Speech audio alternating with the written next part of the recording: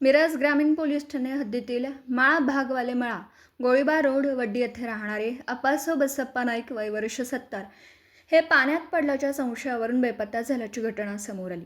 संबंधित विहिरीवर डबा चप्पल व पाण्याची बॉटल आढळून आल्याने त्यांनी विहिरीत उडी घेतल्याचा संशय व्यक्त करण्यात आला। घटनेची माहिती मिळताच स्पेशल रेस्क्यू फोर्स आपत्कालीन पथकास रात्री 12 वाजण्याच्या सुमारास संपर्क करण्यात आला।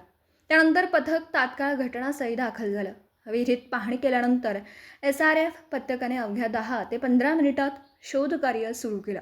मध्यरात्रीच्या अंधारात पाण्यात उतरून अत्यंत धाडसाने शोध मोहीम राबवण्यात आली। अखेर रात्री 1:15 वाजण्याच्या सुमारास मृतदेह पाण्यातून शोधून बाहेर काढण्यात आला।